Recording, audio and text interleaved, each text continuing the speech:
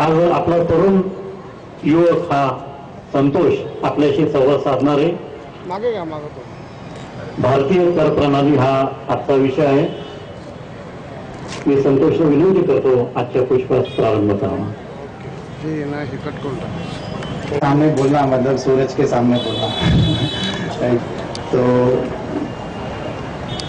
कुछ अगर मुझसे गलती हो जाए तो आप मुझे जरूर सुधारिए, बिकॉज इनके सामने, इनके पास अनुभव है, मेरे पास ज्ञान है. ज्ञान से अनुभव हमेशा अच्छा. मैं कभी काफ़ी यंग हूँ. मराठी में मैं ठीक से नहीं बोल पाऊँगा, इसलिए मैं हिंदी और इंग्लिश में बोलूँगा, सो आपको भी अच्छे से समझेगा. जैसे कि उपायुक्त सर ने बताया, उपायुक्त ऑफ इनकम टैक्स, उन्होंने बताया कि सिर्फ ओनली 2.5, सिर्फ 3.5% लोग इनकम टैक्स का रिटर्न फाइल कर रहे हैं. उसमें से भी 89% सैलराइड है, 11% इनकम टैक्स खुद होके पे कर रहे हैं. सो इन माय ओपिनियन समाज को टैक्सेशन सिस्टम इंडिया में क्या है ये पता होना बहुत जरूरी है. इसलिए मैंने ये सब्जेक्ट भी लिया. तो मुझे थोड़ा इसके बारे में ज्ञान है, तो मैंने चाहा कि लोगों को पता चले कि ये इंडियन टैक्सेशन सिस्टम क्या है. सो ये इस तरह से मैं प्रेजेंट करूंगा कि आपको कुछ नहीं पता कि सिस्टम क्या है. आपको थोड़ा बहुत नॉलेज होगा, हमें इनकम टैक्स भरना पड़ता है, सेल टैक्स भरना पड़ता है, लेकिन कुछ देर के लिए ऐसा समझिए कि आपको कुछ नहीं पता कि टैक्सेशन सिस्टम है ही नहीं इंडिया में और कहाँ से आया.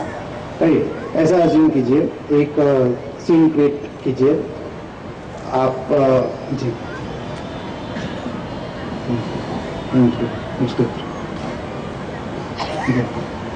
ऐसे अज्यूम कीजिए कि आप एक बिजनेसमैन है, एक मैन्युफैक्चरर है, जो भी आपका प्रोफेशन है, आप सैलराइड पर्सन है, प्रोफेशन है, या सिंपली एक बिजनेसमैन है, शॉप पे बैठे हैं, अपने दुकान पे बैठे हैं, माल आ रहा है, जा रहा है, मैन्युफैक्चरिंग हो रहा है, बेच रहे हैं. एक दिन आपके वहाँ एक ऑफिसर आता है और वो कहते हैं टैक्स पे कीजिए. सो पहली बात तो आप फोन करोगे अपने सीए को, कोई आए है. ओके, सो अज्यूम कीजिए कोई टैक्स नहीं है. So it's completely tax free country और अब यहाँ पे टैक्स लगना शुरू होगा.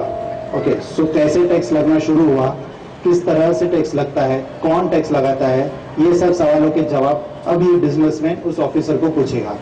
ओके, सो अज्यूम कीजिए एक शॉप है, बिजनेसमैन है, वहाँ पे एक ऑफिसर आया और उस ऑफिसर ने बोला कि टैक्स पे कीजिए. तो बिजनेसमैन सोचने लगा ये टैक्स क्या है और कैसे लगता है, टैक्स क्या है, मुझे तो कुछ नहीं पता. उनके वहाँ सीए भी नहीं है, टैक्सेशन का उनको कुछ नहीं पता. सो 6 सवाल पूछते हैं ऑफिसर को. ओके, पहला सवाल, टैक्स क्या है ये. दूसरा सवाल, टैक्स क्यों लगाया जाता है. तीसरा सवाल, आपको किसने पावर दिया टैक्स लगाने के लिए. आप आए हैं टैक्स लेने के लिए, आपको किसने पावर दिया टैक्स लगाने के लिए. चौथा, जिसने पावर दिया उसने आपको पावर दिया और आप किस तरह से लगा रहे हो, हमें पूरा बताइए कि किस तरह से आप टैक्स लगा रहे हो, किस किस प्रकार के टैक्स लगा रहे हो. आप तो आ गए, टैक्स लगाने आ गए, किस प्रकार का टैक्स, हमने क्या किया ऐसा जो आप हमारे ऊपर टैक्स लगा रहे हो.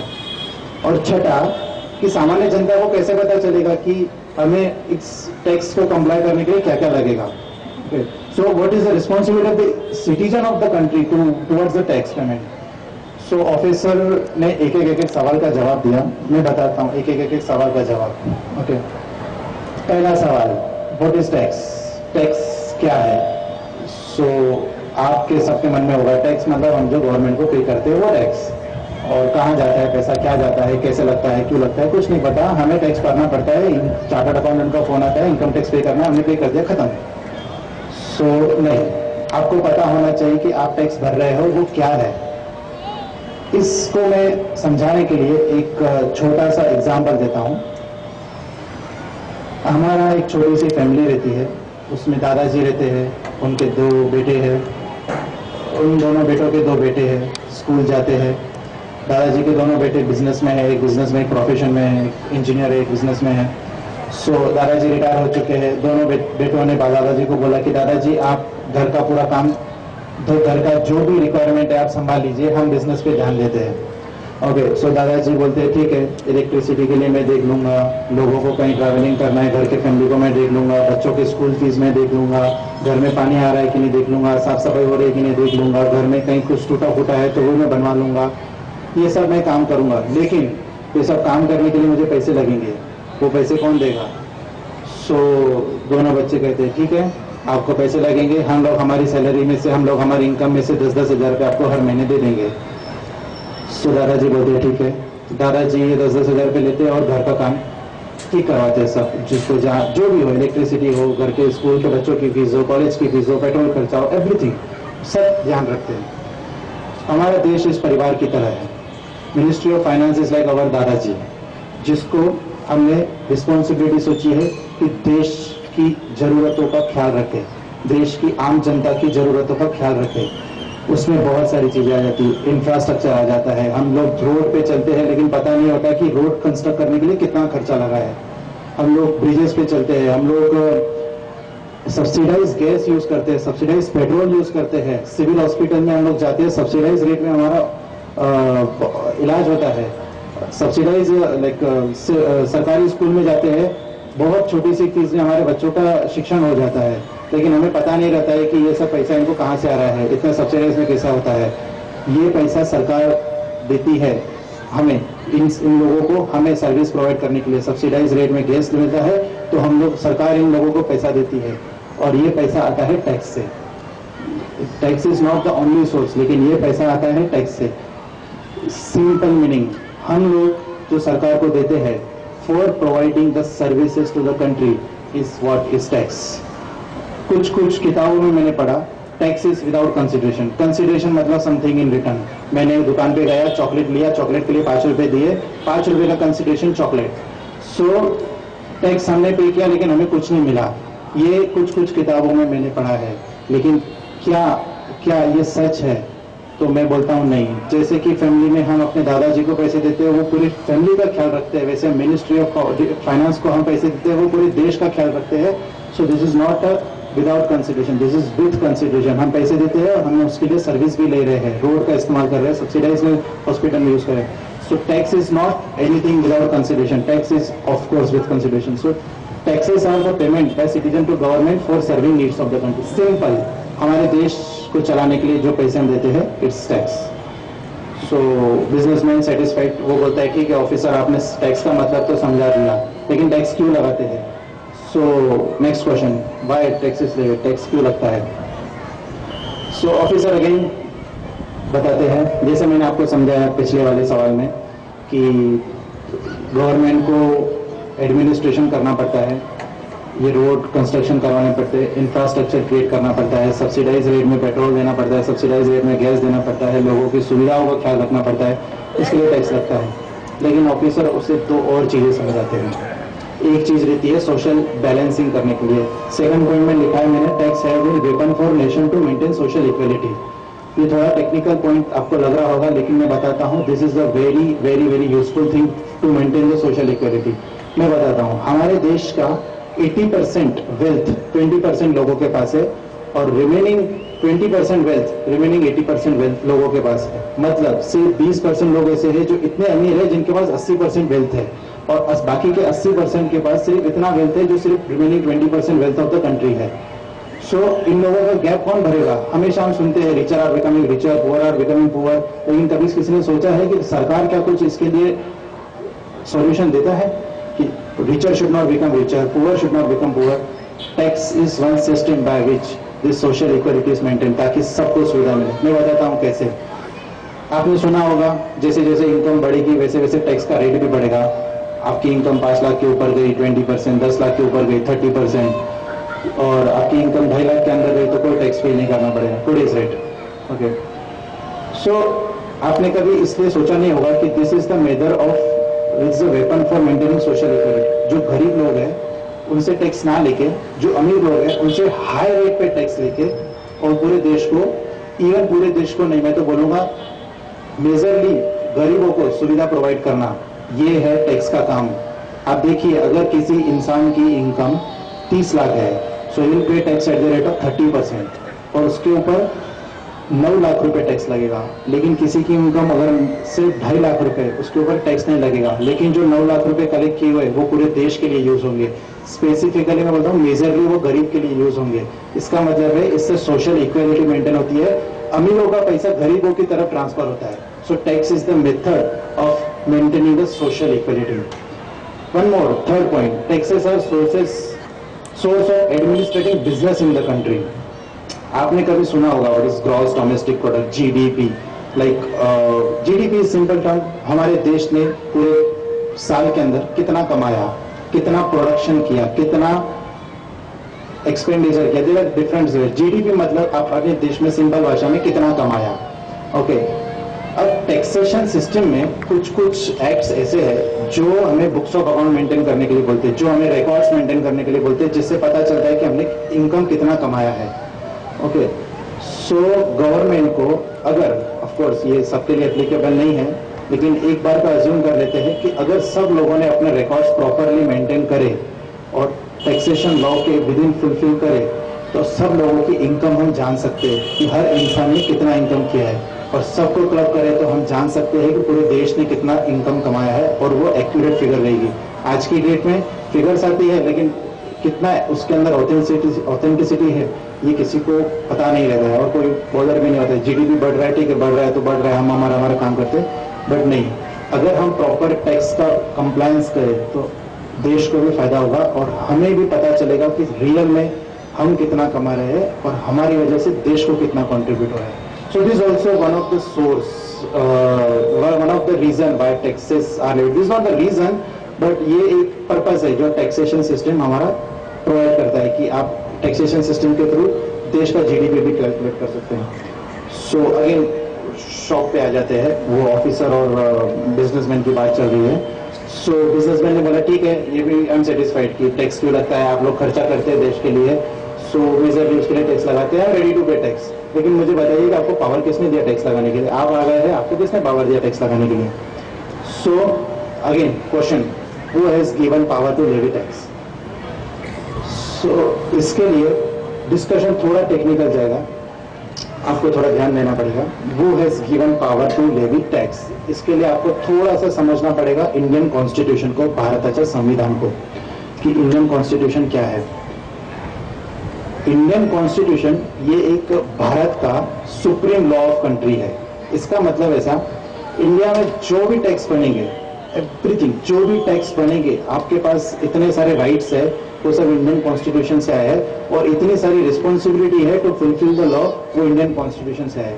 इंडिया में जो भी टैक्स बनेगा उसका पावर कॉन्स्टिट्यूशन में होना चाहिए।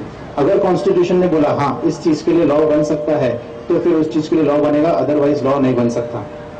अगर उस कॉन्स्टिट्यूशन में नहीं है तो पहले कॉन्स्टिट्यूशन को अमेंड करना पड़ता है, उसके अंदर वो पावर डालनी पड़ती है, उसके बाद उसके ऊपर लॉ बनाया जाता है। इसका मतलब constitution is the supreme court of law. अब टैक्स लगाना है इज ऑल्सो अवर रिस्पॉन्सिबिलिटी, ये हमारे लिए कंप्लायंस है, हमारे लिए जिम्मेदारी है, तो इसका पावर भी कहीं ना कहीं कॉन्स्टिट्यूशन में होना चाहिए। तो ऑफिसर बोलता है कि हाँ इसका पावर कॉन्स्टिट्यूशन में है, तो बिजनेसमैन बोलता है ठीक है बताइए कॉन्स्टिट्यूशन क्या है। So basically constitution is the supreme law of country.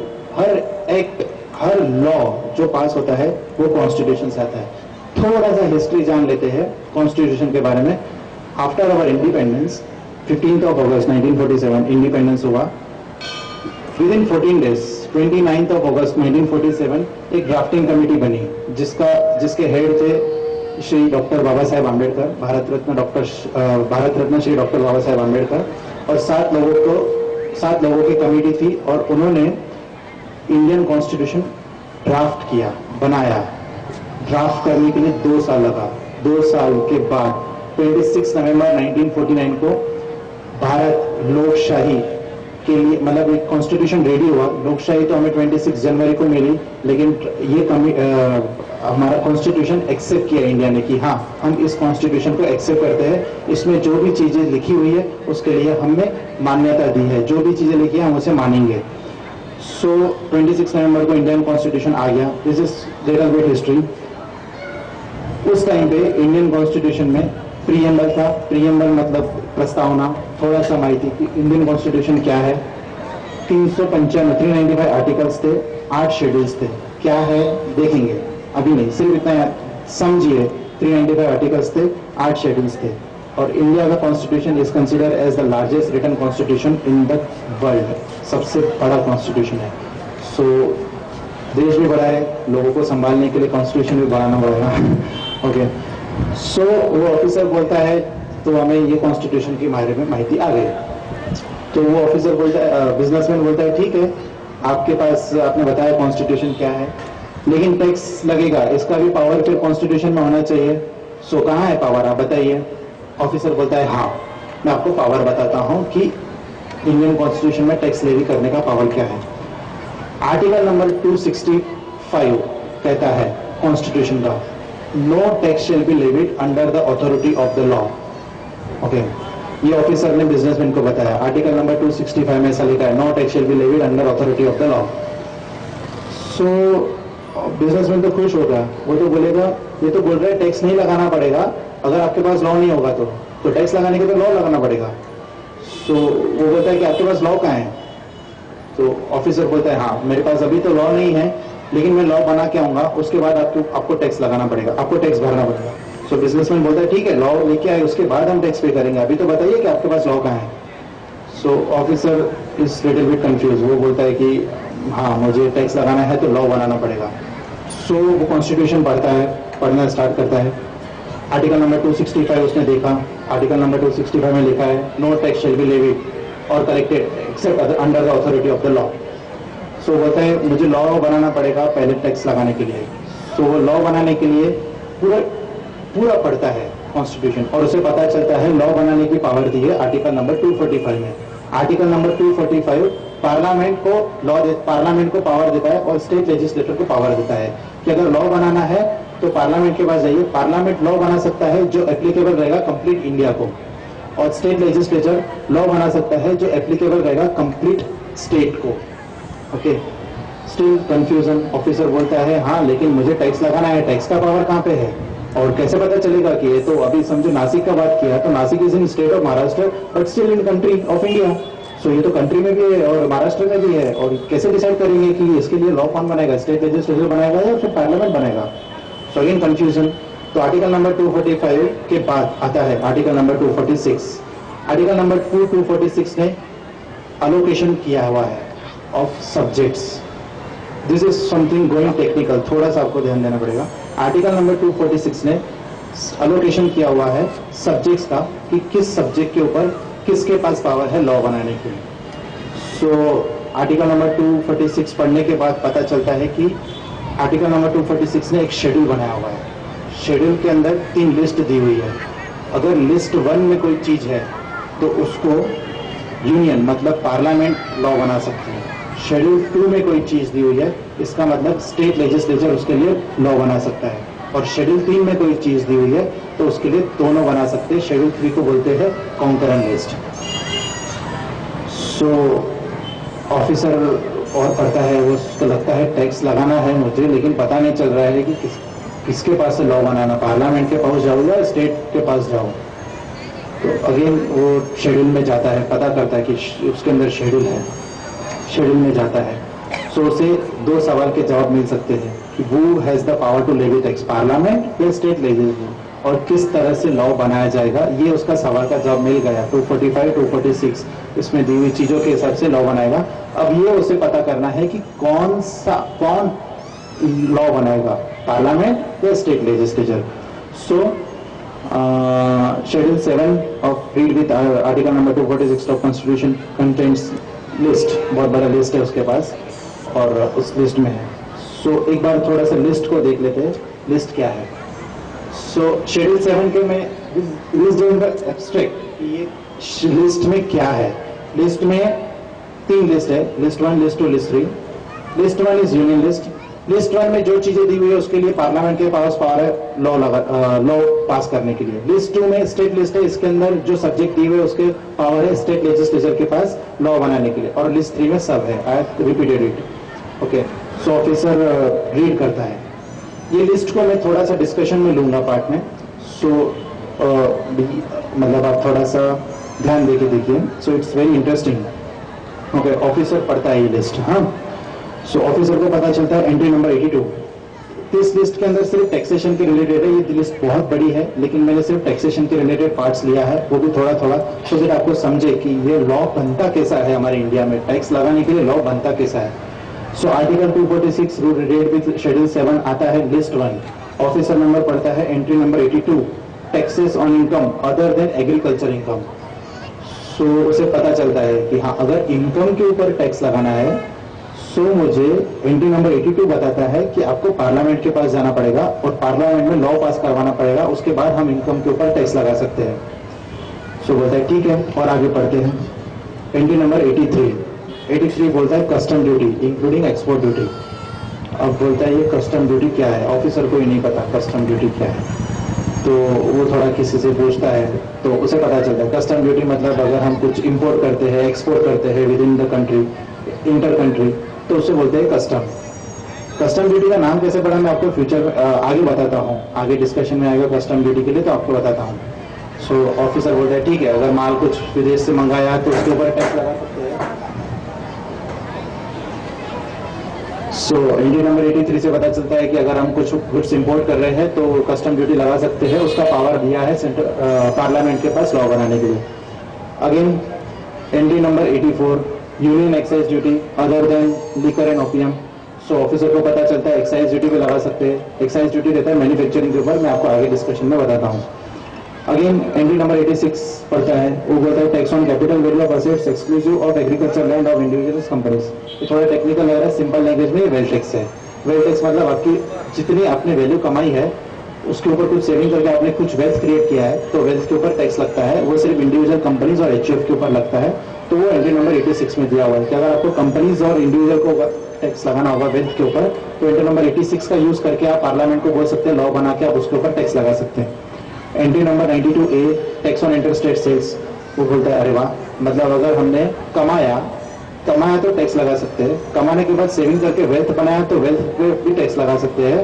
ये तो कमाना हुआ, दिस इज कमाना, लेकिन खर्चा करेंगे, सेल्स करेंगे, खर्चा करके कुछ एक्सपेंडिचर करेंगे, उस एक्सपेंडिचर के लिए सेल्स लगेगा, तो सेल्स के लिए भी टैक्स है।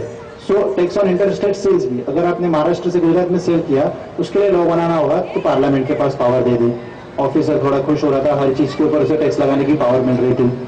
उसके बाद entry number 92C, this is introduce recently 2010 में भी, I don't remember the year, लेकिन एंट्री नंबर 92C अमेंड किया गया और उसमें लगा गया टैक्स ऑन सर्विस, सर्विस के ऊपर टैक्स लगाना रहा। एंट्री नंबर 92C पार्लियामेंट को पावर दी गई कि आप लॉ बना के इसके ऊपर टैक्स लगा सकते हैं।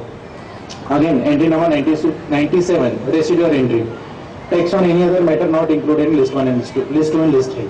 इसका मतलब ऊपर दी हुई लिस्ट में, दोनों तीनों लिस्ट में अगर कुछ नहीं होगा तो यहाँ पे आप उसका पावर यूज करके और सर्विस टैक्स लगा सकते हैं। In 93 there was not tax on service. Entry number 92C in 1993 तब हमारे finance minister doctor Manmohan Singh ji ने एंट्री नंबर 97 का यूज करके सर्विस टैक्स इंट्रोड्यूस किया था, tax on any other matter not included. उसके लिए उन्होंने फाइनेंस टैक्स में सर्विस टैक्स लाया और एंट्री नंबर 92C का यूज करके उसके लिए एक्ट बनाया। ओके, सो ऑफिसर खुश हो रहा था इतने सारे टैक्स लगाने के लिए, उसको पता चल गया था कि इतने सारे टैक्स लगा सकता हूँ, इसके लिए लॉ बनाने के लिए मुझे पार्लियामेंट में जाना पड़ेगा। लेकिन वो थोड़ा एक्साइटेड था, उसने सोचा कि मैं स्टेट लिस्ट भी पढ़ सकता हूँ, स्टेट गवर्नमेंट के पास क्या क्या पावर है वो भी तो देख लूँ, स्टेट लेजिस्लेचर के पास क्या क्या पावर है। तो स्टेट लिस्ट में पहला आइटम है एग्रीकल्चर इनकम टैक्स। तो बोलते हैं अरे वाह, एग्रीकल्चर यहाँ पे निकाल दिया और यहाँ पे डाल दिया, मतलब हम एग्रीकल्चर के ऊपर भी टैक्स लगा सकते हैं। फिर देखा है entry number 851 state excise duty on liquor and opium. वो बोलते हैं अरे वाह, यहाँ पे लीकर को बाहर निकाला, ओपियम को बाहर निकाला लिस्ट 1 से और लिस्ट 2 में डाल दिया। उसको बोला कि अगर लीकर के ऊपर टैक्स लगाना है तो पार्लियामेंट के पास पावर नहीं, स्टेट लेजिस्लेचर लगाएगा। बोलता है ठीक है। Entry number 52 tax on entry of goods, मतलब माल शहर के अंदर आया टैक्स लगा दो, तो वो बोलता है अरे वाह ठीक है। फिर आता है टैक्स एंट्री नंबर 54, उसे पता चलता है tax on inter state sales. वो बोलता है इंटर स्टेट सेल रहा, महाराष्ट्र से गुजरात में बेचना रहा, पार्लियामेंट के पास पावर है, महाराष्ट्र के महाराष्ट्र में बेचना रहा तो स्टेट लेजिस्लेचर के पास पावर। तो वो हैप्पी कि अरे वाह बहुत सारे पावर्स है मेरे पास, सिर्फ मुझे पार्लियामेंट या स्टेट लेजिस्लेचर में जाना है, पास करवाना है, मैं टैक्स लगा दूंगा। सो अगेन वो these remaining are very not used, 55 and 59 tax on advertisement, other tax on advertisement, these are not used। and list 3 के अंदर कोई टैक्सेशन का पावर नहीं है, ये मैंने सिर्फ एग्जाम्पल इंक्लूड किया है कि इन चीजों के लिए अगर आपको एक्ट बनाना होगा, लॉ बनाना होगा, सो लाइक फॉरेस्ट के लिए अगर आपको कोई लॉ बनाना होगा तो दोनों गवर्नमेंट के पास पावर है, स्टेट गवर्नमेंट के पास भी और सेंट्रल गवर्नमेंट लाइक पार्लियामेंट के पास भी पावर है और स्टेट लेजिस्लेचर के भी पावर है। सो लिस्ट 7 ऑफिसर ने पढ़ लिया, उसे समझ गया कि किस चीज के ऊपर टैक्स लगाना होगा तो किसके पास जाना पड़ेगा। सो वो जाता है, हर एक के पास जाता है, स्टेट पार्लियामेंट के पास भी जाता है, स्टेट लेजिस्लेचर के पास भी जाता है और एक्ट पास करा के लेके आता है और फिर से वो शॉप पे जाता है उस बिजनेसमैन के, बोलता है चलो देखो अब मेरे पास लॉ भी आ गया है, मैं पार्लियामेंट के पास गया, स्टेट लेजिस्लेचर के पास गया और पूरा मैंने समझा दिया और पूरा मैंने एक्ट पास करवा दिया, अब आप मुझे टैक्स दीजिए। तो बिजनेसमैन देखता है इतने सारे प्रकार के एक्ट है, और income tax act, state act, value added tax act, उसे कुछ नहीं समझता, वो बोलता है इतने सारे टैक्स है, मुझे कैसे समझेगा, मुझे कुछ समझाओ तो सही। सो वो बोलता है कि आप प्रॉपर वे से समझाओ कि कौन कौन से प्रकार के आप टैक्स लगाना चाहते हो। सो ऑफिसर बोलता है ठीक है, इसके लिए भी मैं आपको हेल्प कर दूंगा, कौन कौन से प्रकार के टैक्स लगाने हैं। So this was up to this, यहाँ तक जो मैंने समझा, दिस वॉज कैसे टैक्स आया इंडिया में, उसका सोर्स कहाँ पे है, लॉ कैसे बना, लॉ की पावर किसके पास है, और लॉ बनने के बाद अब टैक्स क्या क्या है, हम यहाँ जाएंगे। सो आई होप यहाँ तक आपको सब समझा कि कहाँ कैसे लॉ बनता है। आर्टिकल नंबर 265 ने बोला है कि अगर आपके पास लॉ नहीं है आप टैक्स नहीं लगा सकते।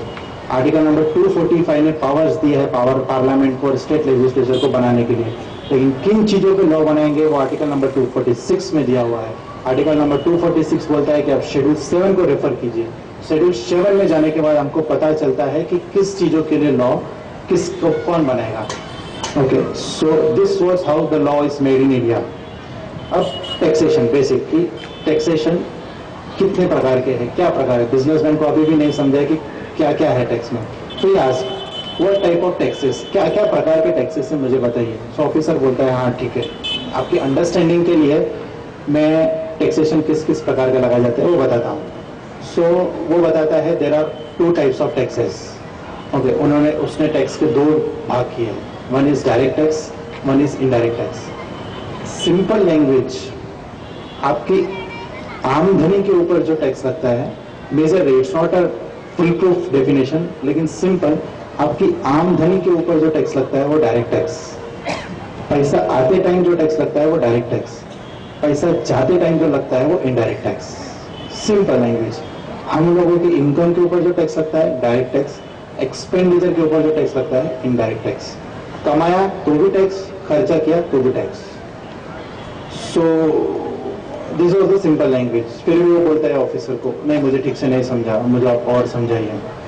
सो बताता है डायरेक्ट टैक्स अगर रहेगा हम डायरेक्टली आपके खीसे से लाएंगे, it directly pin points to your pocket. आपको डायरेक्टली बोला जाएगा आपकी जो इनकम है उसमें से कुछ पैसा निकाल के आप गवर्नमेंट को दे दीजिए। सो बोलता है ठीक है, मतलब हम कमाए गवर्नमेंट को पैसा दे। तो बोलता है हाँ गवर्नमेंट आपके लिए खर्चा कर रही है ना, आप कमा रहे हो तो कमाने के लिए भी तो गवर्नमेंट खर्चा कर रही है आपके लिए, रोड बना रही है, आपको खर्चा करना है तो आपको गवर्नमेंट को पे तो करना पड़ेगा ना। सो बोलता है ठीक है। So what is indirect tax? Direct tax तो समझ गया, डायरेक्टली हमारे खीसे से निकाल के लेके जाते हैं। What is indirect tax? तो बोलते हैं हाँ indirect tax is not like कि आपके डायरेक्ट खीसे से लेके जाएगा, आप खुद जब आपके खीसे से खर्चा करोगे तो जो खर्चे करने में जो पैसे दोगे उसके अंदर इनडायरेक्ट टैक्स का पोर्शन आ जाएगा। सो बोलता है समझा नहीं?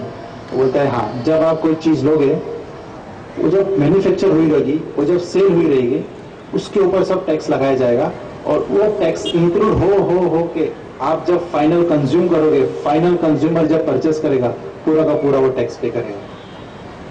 सो उसे आप समझा कि हाँ मतलब जो मैं चीज खरीद रहा हूँ उसके ऊपर भी टैक्स लग के आ रहा है और वो टैक्स मैं पे कर रहा हूँ एज अ कंज्यूमर। मतलब मैं कमा भी रहा हूँ, टैक्स पे कर रहा हूँ, खर्चा भी कर रहा हूँ, टैक्स पे कर रहा हूँ। लेकिन हाँ this is the system. So direct taxes are the taxes in which incidents and impacts fall on the same person. वो एक दूसरे से शिफ्ट नहीं होता है, कमाया वो इंसान पे कर देगा, जिसने कमाया वो पे कर देगा। ऐसा नहीं है कि मैंने कमाया मेरा भाई पे करेगा, नहीं, मैंने कमाया मैं पे करूंगा। Indirect tax burden is shifted from one person to another. Example देके बताता हूँ। समझो आप स्टेशनरी छोड़ो, कॉस्मेटिक्स लाइक सोप और face wash and all this हम परचेज करते हैं, वो मैन्युफैक्चर हुए हैं किसी फैक्ट्री में। मैन्युफैक्चरर को एक्साइज लगता है, मैं आपको आगे बताऊंगा एक्साइज क्या है।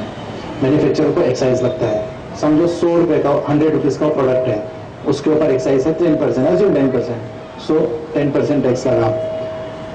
उसके बाद वो डीलर के पास आता है, डीलर उसको बेचता है, अगेन सेल टैक्स वेट, तो वो और 10% लगाता है, assume 10 rupees tax.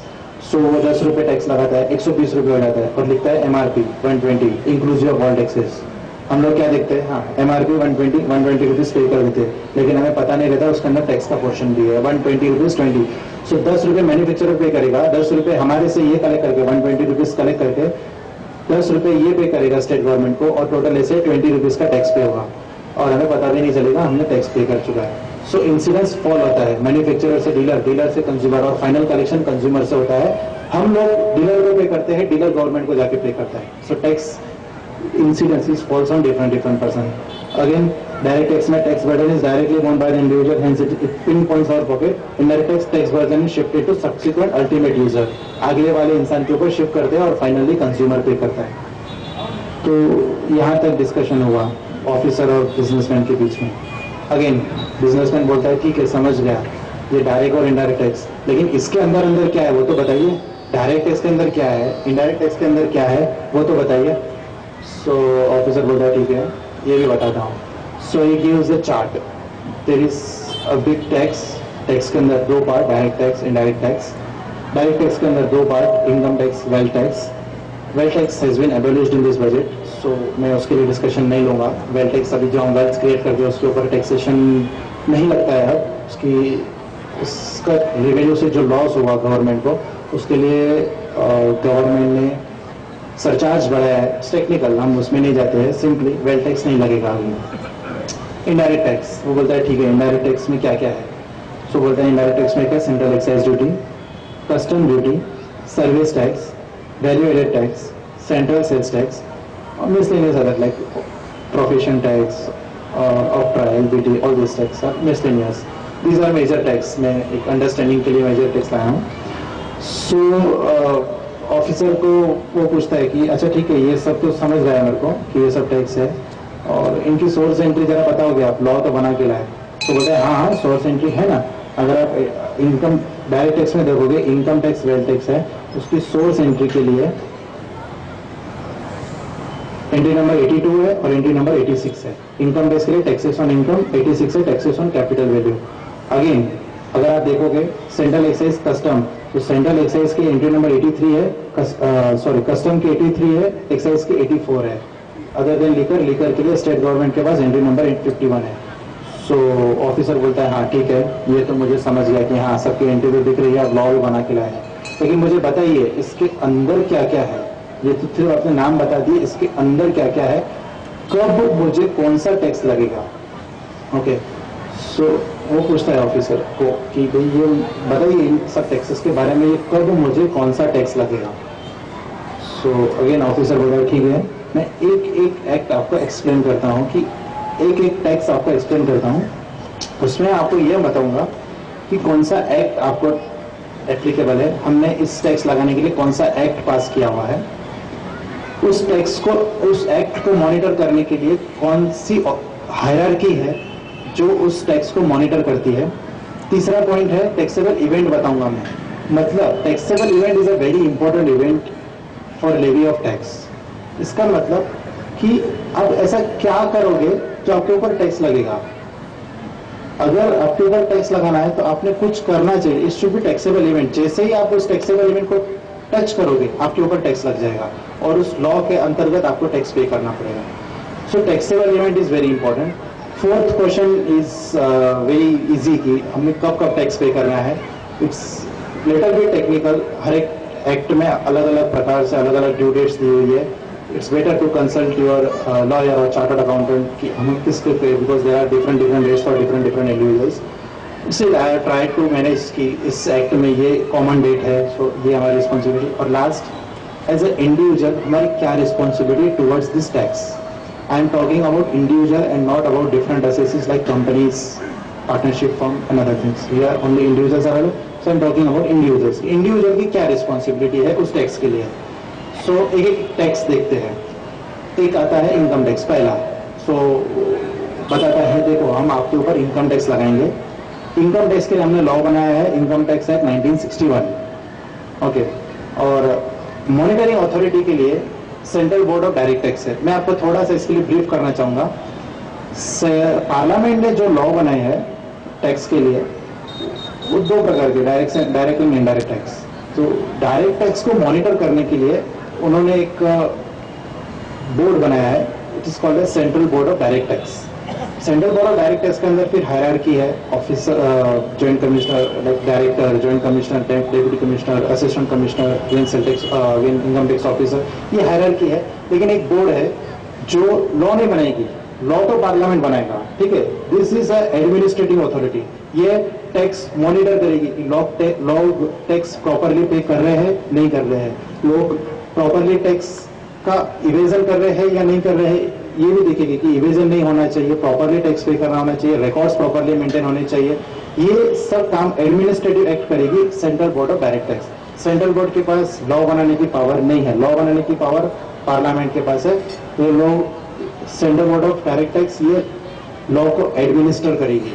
Law proper follow हो रहा है या नहीं करेगी. ये डायरेक्ट टैक्स के लिए.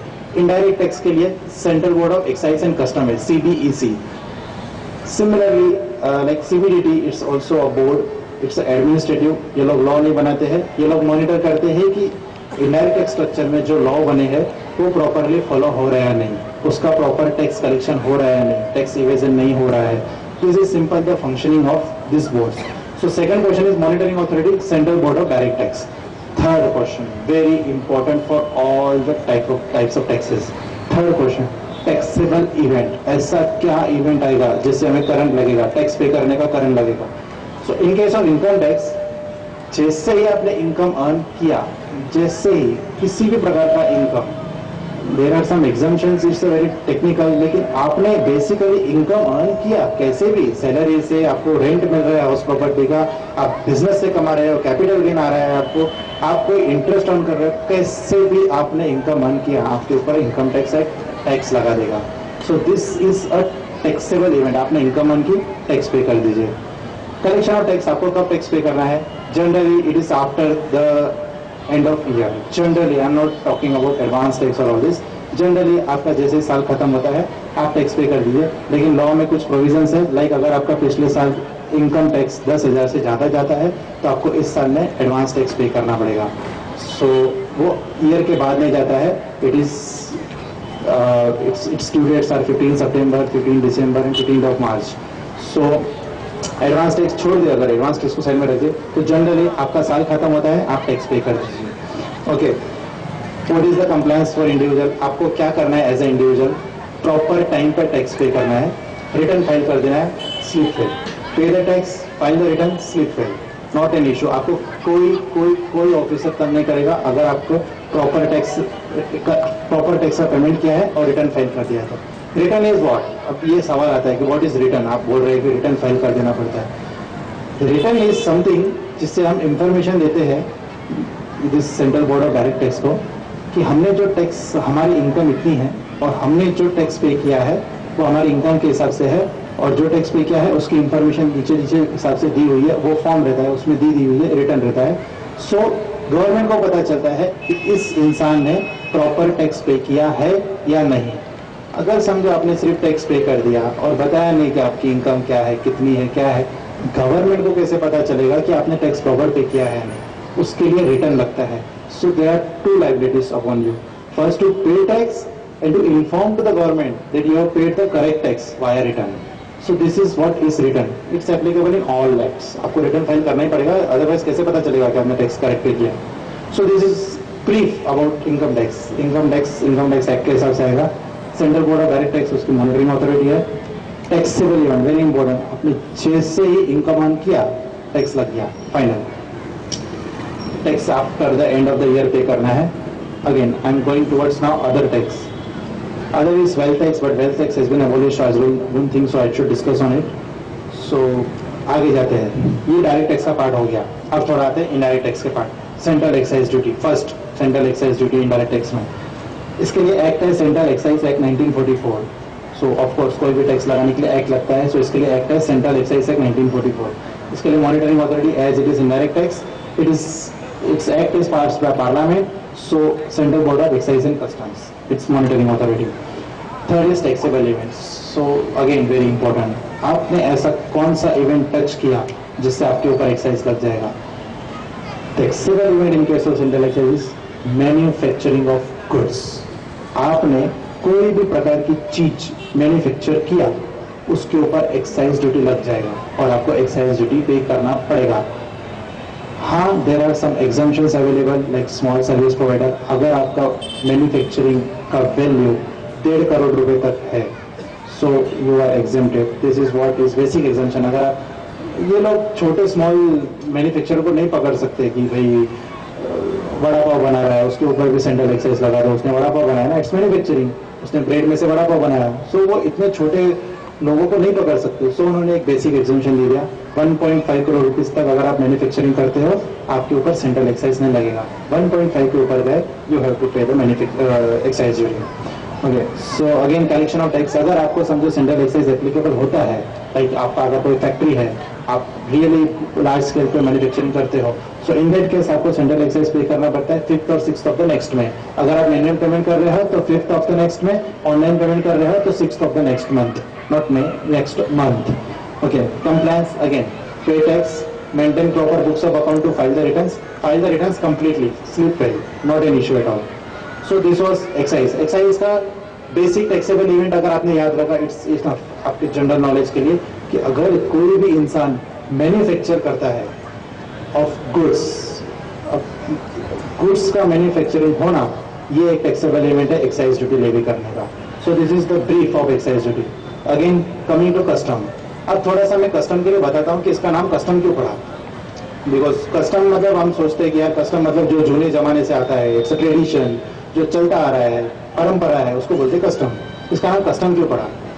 सो अब अगर आप थोड़ा सा हिस्ट्री में जाओगे, जब राजाओं का जमाना होता था, तब अगर मैं एक राज्य से दूसरे राजा के राज्य में जाके व्यापार करना चाहता हूँ, सो यहाँ से मैं कुछ चीजें लेके जाता था और वहां जाके बेचता था, तो तब उस जमाने में एक कस्टम थी, एक परंपरा थी, एक ट्रेडिशन था कि वो व्यापार करने के लिए हम राजा को कुछ ना कुछ भेंट वस्तु दे देते हैं कि राजा, हम आपके राज्य में आ रहे हैं, हम आपके राज्य में कुछ व्यापार कर रहे हैं, आपके राज्य की जनता का पैसा लेके जा रहे हैं, मतलब लेके इन द सेंस चीजें देके, और आपकी जनता के उपयोग से हम कुछ कमा रहे हैं, सो हम आपको ये भेंट वस्तु देते हैं। सो इट इज कस्टम वहां से चलता आ रहा है कि अगर आपने कुछ दूसरे के राज्य में जाके, दूसरे के नेशन में जाके, दूसरे के एरिया में जाके अगर आपने कुछ बेचा, उसके ऊपर आपको कुछ राजा को देना पड़ेगा। आज हमारे देश में हमारे लिए राजा तो गवर्नमेंट है, अगर हम कुछ दूसरे देश से मंगा के और इस देश में बेच रहे हैं, या इस देश से निकाल के दूसरे देश में जाके बेच रहे हैं, तो हमें कस्टम ड्यूटी पे करना पड़ेगा। So this is the taxable event for custom duty. अगर हमने कोई चीज इंपोर्ट किया, कस्टम ड्यूटी पे करो, अगर हमने कोई चीज एक्सपोर्ट किया, कस्टम ड्यूटी पे करो। सो टैक्सेबल इवेंट इज देश से माल बाहर जाना, देश से माल अंदर आना। Okay, again governing law customs act 1962, monitoring authority central board of excise and customs because it is led by parliament, entry number 83, taxable event import and export of goods, collection of tax. हाँ, इसके अंदर collection of tax रहता है, जैसे ही आप goods लाते हो उसके लिए आपको एक डॉक्यूमेंट फाइल करना पड़ता है, which is bill of entry, कि आपने ये गुड्स इंपोर्ट किया है, उसके रिलेटेड इंफॉर्मेशन देनी पड़ती है। It's not return, it's a bill of entry कि आपने ये गुड्स इंपोर्ट किया, इसकी वैल्यू इतनी है, हमारा टोटल कंसाइनमेंट इतने का है। जिस दिन आपने बिल ऑफ एंट्री फाइल किया, उसके 2 दिन के अंदर आपको इंपोर्ट ड्यूटी, कस्टम ड्यूटी पे करना पड़ता है। So generally with in 2 days। General individual को ये एप्लीकेबल नहीं रहता, बिकॉज हम बहुत सारे गुड्स इंपोर्ट नहीं करते, but those who are in corporate sector, वो लोग जो इंपोर्ट करते हैं उसके लिए custom duty is very important. Okay, compliance again, file the necessary documents of import, like आपको बिल ऑफ एंट्री फाइल करनी पड़ती है। It's not a return, it's a bill of entry, similar to return कि आपने क्या क्या import किया है उसके लिए आप डिटेल दीजिए, it's a bill of entry. Coming to service tax, it's really interesting. Service tax आया था, थोड़ा सा हिस्ट्री बताना चाहूँगा मैं सर्विस टैक्स के लिए। 93 में हमारे फाइनेंस मिनिस्टर थे doctor Manmohan Singh ji. At the time service sector was not so, बहुत ज़्यादा ये नहीं था कि डेवलपमेंट भी नहीं था, लेकिन सर्विस टैक्स आया था और तब ऐसा लग रहा था कि सर्विस टैक्स सेक्टर के ऊपर टैक्स लगाना पड़ेगा because service tax sector is going to grow at a faster rate. और तब उन्होंने 3 चीज़ों पे सर्विस टैक्स लगाना शुरू किया, broker, insurance and telecommunication service, this 3 service, don't no need to remember it all. 3 चीज़ों पर उन्होंने सर्विस टैक्स लगाया। It was like a very small concept कि इन 3 चीज़ों पर हम सर्विस टैक्स लगाएंगे, like a small child, okay. और उसको उसके लिए एक्ट भी नहीं बनाया स्पेसिफिकली, एंट्री भी नहीं थी लिस्ट के अंदर। 97 का एंट्री का यूज़ करके उन्होंने फाइनेंस टैक्स, लाइक जो हर साल बजट आता है वो फाइनेंस टैक्स रहता है, 94 में उन्होंने इंट्रोड्यूस कर दिया कि फाइनेंस एक्ट 94 में उन्होंने बता दिया कि इन 3 चीज़ों के ऊपर सर्विस टैक्स लगेगा। इट्स लाइक स्मॉल चाइल्ड, छोटा सा एक प्रकार का टैक्स था, तब किसी को पता भी नहीं था कि इतना बड़ा हो जाएगा। सो उसके लिए मॉनिटरिंग अथॉरिटी अलग से नहीं बनाई, central board of excise and custom को बोल दिया कि आप सर्विस टैक्स को मैनेज करो। धीरे धीरे पीरियड निकलते गया, सर्विस सेक्टर ग्रो करते गया, सर्विस सेक्टर बड़ा होते गया और सर्विस टैक्स के अंदर ज़्यादा सर्विसेज ऐड करते गए। अप टू 2012 119 सर्विसेज पे सर्विस टैक्स लगाया जा रहा था, लेकिन सरकार को लगा 2012 में इस सर्विस टैक्स को और वाइडर करना बहुत जरूरी है। इसके लिए उन्होंने निगेटिव लिस्ट ला दिया। निगेटिव लिस्ट मतलब क्या? It's quite technical terms for you. Negative list मतलब क्या? 17 सर्विसेज उन्होंने बोली निगेटिव लिस्ट में। इन सर्विसेज को छोड़ के हर प्रकार के सर्विसेज के ऊपर सर्विस टैक्स लगेगा। सो पहले 119 लिस्ट थी कि 119 चीजों पे सर्विस टैक्स लगेगा, इसको 119 के बाहर कुछ नहीं। सो हम लोग देखते थे कि हमारी सर्विस 119 के अंदर आ रही है क्या नहीं। सो नहीं आ रही है तो हम बच गए। सो लेकिन अब निगेटिव लिस्ट 17 सर्विसेज को छोड़ के बाकी हर प्रकार के सर्विसेज के ऊपर टैक्स लगेगा। सो अब हम वो 17 की लिस्ट देखते थे, अरे हम इसमें आ रहे हैं कि नहीं, अगर आ रहे हैं तो खुश हो जाते हैं, नहीं तो फिर पे करना पड़ेगा tax. So this is a brief background of service tax. Service tax कब लगता है? Taxable event. Again it's comes a question कि what is a taxable event for service tax? Provision of service. आपने जैसे service दिया आपके ऊपर service tax लगेगा। वो बिजनेसमैन पूछ रहा है यार लेकिन कैसे पता चलेगा सर्विस टैक्स दिया, उसने सर्विस पे किया कि नहीं? Service is not a like goods कि मैं उठा के दे दिया। सर्विस इज इंटेंजिबल, हमें तो पता ही नहीं चलेगा सर्विस दिया कि नहीं। लाइक समझो मैं क्लास में जा रहा हूँ पढ़ने के लिए, तो वो सर्विस एक दिन में थोड़ी देगा, वो तो 30 दिन तक देगा, कैसे पता चलेगा कि सर्विस दिया है नहीं उसने? सो ऑफिसर बोलता है हाँ, उसके लिए हमने एक रास्ता निकाला है। जिस दिन आप इशू करोगे इनवॉइस सर्विसेज के लिए, उस दिन हम मान लेंगे कि आपने सर्विस पे कर दिया, सर्विस दे दिया है और आपको उसके ऊपर सर्विस टैक्स तभी देना पड़ेगा। सो उसने बोला ठीक है, इट इज ब्रीफ। हाँ, उसके लिए एक्सेप्शन भी है सर्विस टैक्स में कि इनवॉइस नहीं दिया तो क्या हो जाएगा 30 दिन का। दिस समथिंग टेक्निकल, ईजी है। जिस दिन आपने इनवॉइस दिया इट इज कंसिडर आपने सर्विस दे दिया और आपको उस दिन आपको सर्विस टैक्स पे करना पड़ेगा।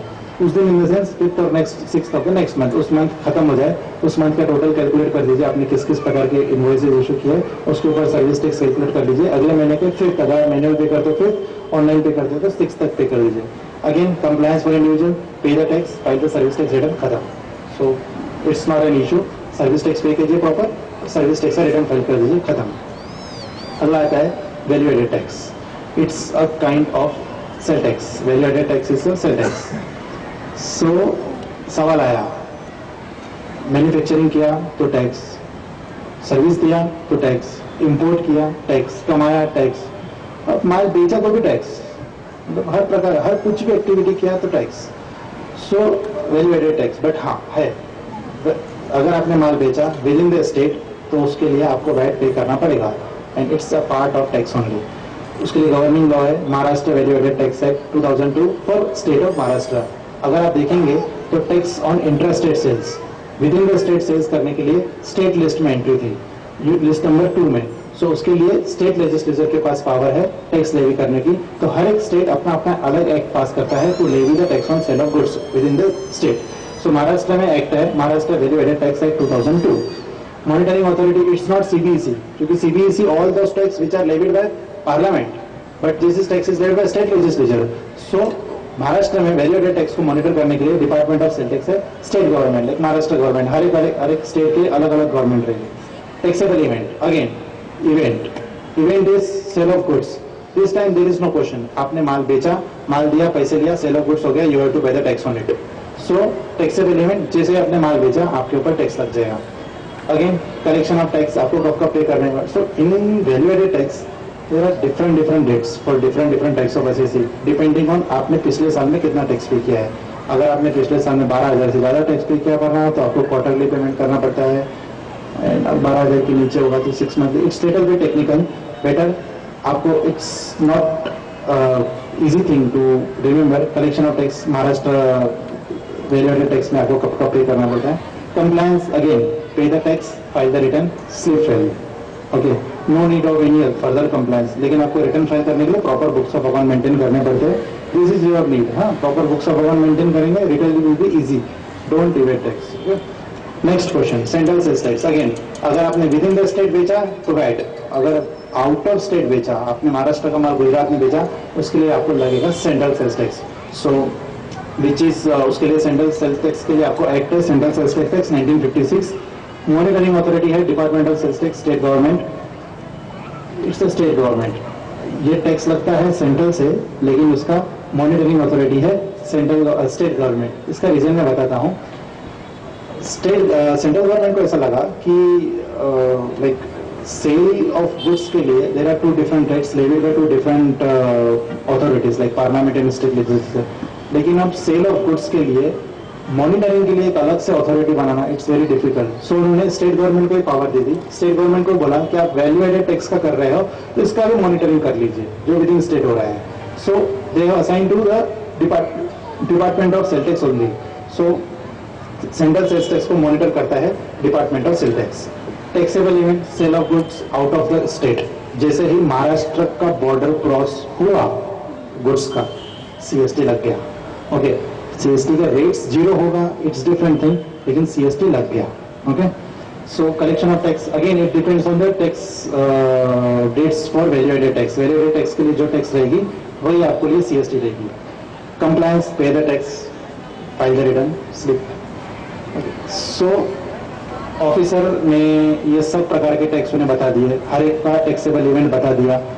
बिजनेसमैन को लगा हाँ मुझे अब थोड़ा थोड़ा समझ रहा है कि कितने प्रकार के टैक्स है और कितने कब कब मुझे कौन सा टैक्स लगेगा। इंपोर्ट करूंगा तो कस्टम, मैन्युफैक्चर करूंगा तो एक्साइज, सर्विस दूंगा तो सर्विस टैक्स, सेल करूंगा तो सेल टैक्स, ये सब लगेंगे और उसके डिटेल में उसे टैक्स एक्ट पढ़ना पड़ेगा। उसे एक्ट भी पता चल गया कि कौन सा टैक्स के लिए कौन से एक्ट है।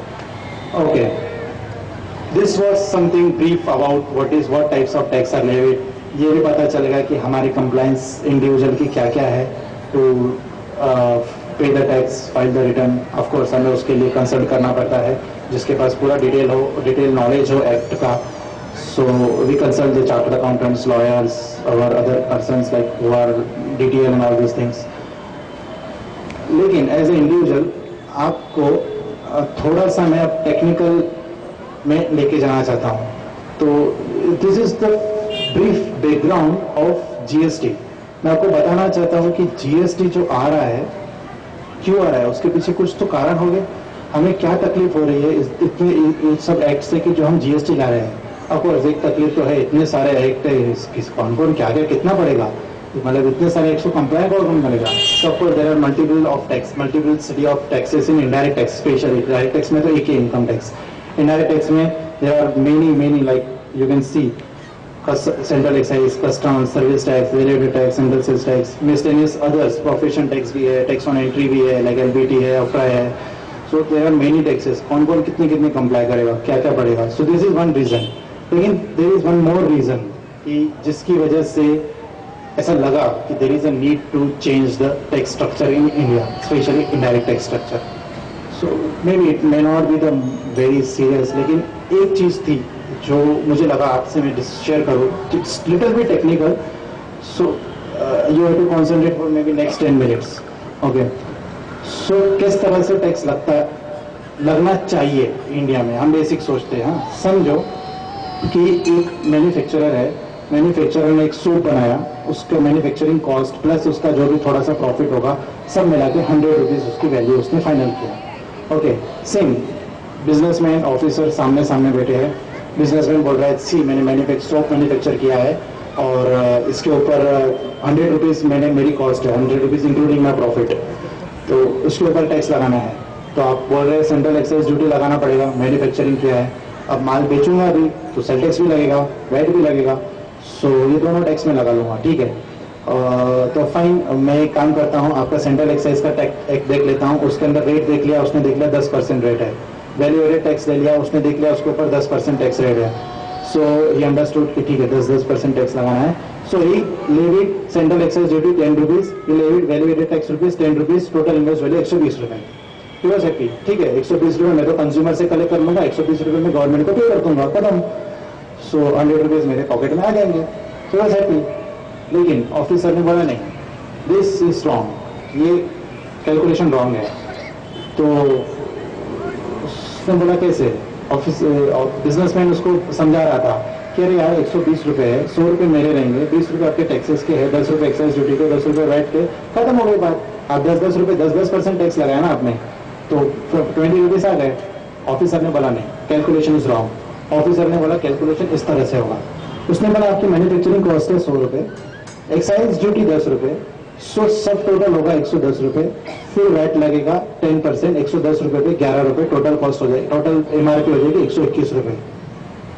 सो बिजनेसमैन ने बोला ये तो गलत है, आपने तो 10% बोला है और आप वैल्यू एडेड टैक्स देखिए 11 रुपए लगा रहे हैं, इट्स 11 रुपीज। वो बोलता है नहीं 10% है, 10% में 110।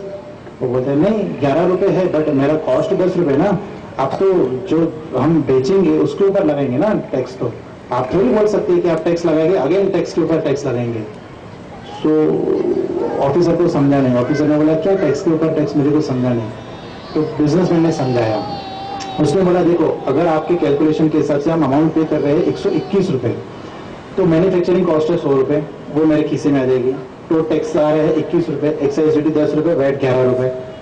ऑफिसर ने बोला ठीक है ये कैलकुलेशन करेक्ट है। तो बोला आपने रेट बोला था 10 रुपए का, 10% का, एक्साइज का वैट का दोनों का 10% का, so there should be excise duty of 10 rupees, VAT should be of 10 rupees. आपने जो ये वैट 11 रुपए लगाया है, इसमें 10 रुपए मैन्युफैक्चरिंग कॉस्ट के वैट है और 1 रुपया आपने जो वैट लगाया वो एक्साइज ड्यूटी के ऊपर लगाया, 10% ऑन एक्साइज ड्यूटी ऑफ ₹10। इसका मतलब है आपने पहले एक्साइज ड्यूटी लगाया, उसके बाद उसके ऊपर वैट लगाया, उस टैक्स के ऊपर टैक्स तो ले लिए हो, लेकिन टैक्स के ऊपर टैक्स। सो मुझे कुछ नहीं, मैं तो कंज्यूमर से कलेक्ट करके आपको पे कर दूंगा, लेकिन consumer is bearing this. Consumer को 120 रुपए में प्रोडक्ट मिलना चाहिए और 121 रुपए में मिल रहा है, 1 रुपए ज्यादा पे कर रहा है ऑन 120 रुपीज। अज्यूम कीजिए लार्जर अमाउंट पे कितना अमाउंट जाता होगा। सो this was very serious issue. So officer को भी समझा हाँ this is very serious issue. इसे टेक्निकल टर्म्स में बोलते हैं cascading effect, tax on tax, tax के ऊपर टैक्स लगाया, डबल टैक्सेशन। ओके, इसे बोलते हैं cascading effect in technical terms. इस चीज को रिमूव करने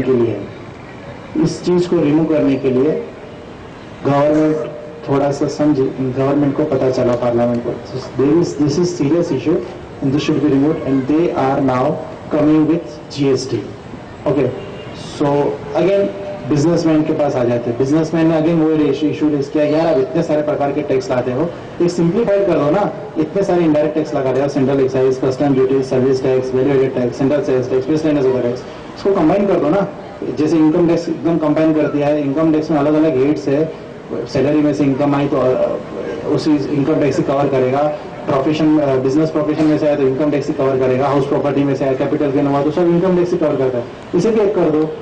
सो गवर्नमेंट इज ट्राइंग, अभी तक जीएसटी आया नहीं है, government is trying to implement GST, और ये सब acts, central excise, custom, service tax, value added tax, central excise tax, miscellaneous other, एक ही एक्ट में कवर हो जाएंगे, goods and service tax.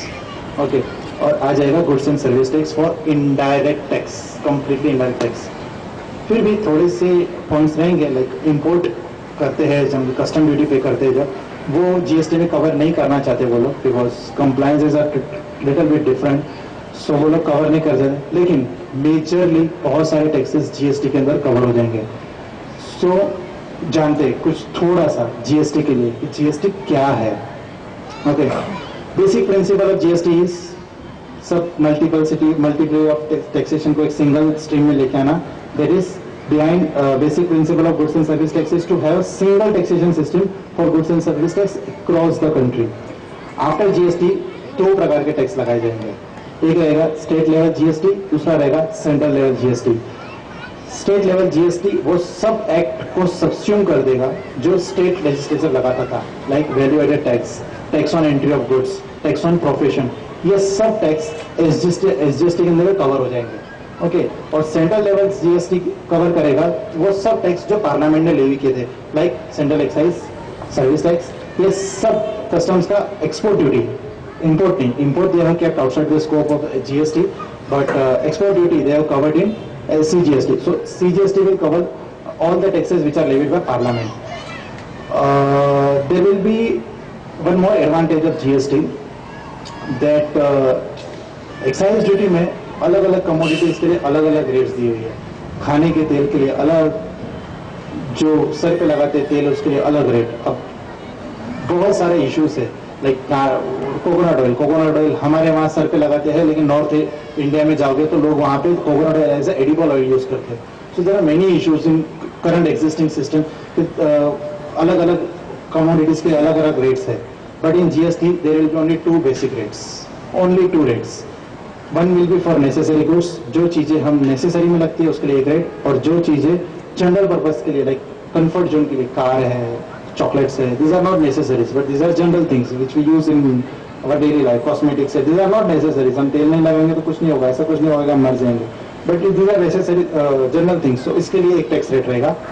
There will be one more tax rate, they have not mentioned it, but it's a like zero rate. मैं ऐसे बोलता हूँ, zero rate is also tax. अगर आप गुड्स एक्सपोर्ट करते हैं तो उसके लिए गवर्नमेंट जीरो रेट लगाती है।